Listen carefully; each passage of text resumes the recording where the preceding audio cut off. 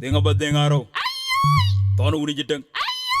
Majung yan nom loy gundi da jiteng majung yan jela jenget mamet morinya ne kwai makwena ngakwe mariara benya jada longe pale kanye de hojeto mariar yan nom loy panda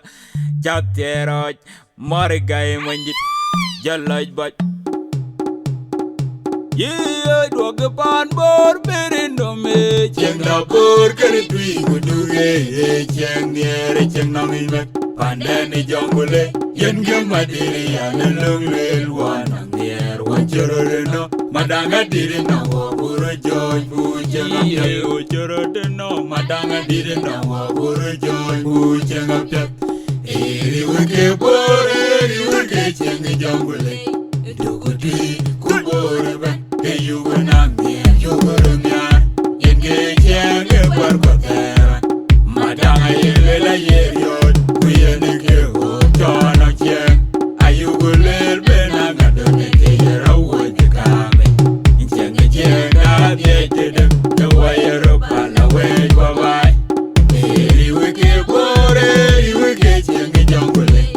dugudi kubore ba eyugo nangi yugoro nya Cieng barbatera madanga yelela yeriot kuyene ke ho chona cieng ayugo lel benanga done ke yerawo jikame cieng cieng da bietede de wayero pala we babai jogala nanga chol morga mi o jala ke ye bara jo golane ke kombele golane nyana bie jongela je ma chod bala je yen chol tambala o tambe dula me jala je kana me golane nyana bie ke ye bara jala je bala je o tambala ke jala je jongela je ga je nyamodi jala je kana me o tambala ma chod ke jala je ma chod ke jada ma chod jadane ke yen chol jale nyana tumwanja wike bore wike cieng jongule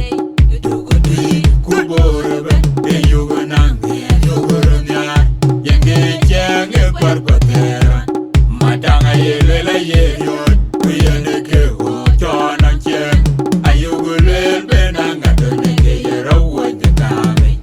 cieng cieng da bietede de wayero pala we babai eri wike bore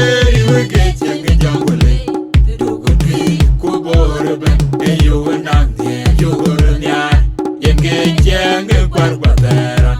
madanga yelela yeriot kuyene ke ho chona cieng ayugo lel benanga done ke yerawo jikame cieng cieng da bietede de wayero pala we babai jogala garti del marga mi acha nyamara garti del ganje nongwele jongela chone mor kendene ma chol nyana chone mor jongela yaruwa jalla jamba morti del ganje nyamade amed jogala kana me jabanga mara dor o tamara ma chore o tamade tatyara jongela jemme marga mi acha nyamara jongela morwa jalla jamba yen chol yen chol o tamade jalla jamba chone mor gaji nyamara jongela jalla kana jemme me o tamade morwa jongela jemme morti del marga acha jalla mara morti del jongela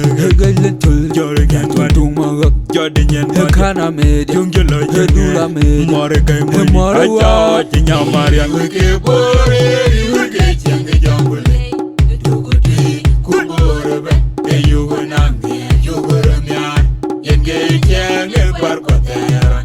madanga yelela yeriot kuyene ke ho chona cieng ayugo lel benanga done ke yerawo jikame cieng cieng da bietede de wayero pala we babai eri wike bore wike cieng jongule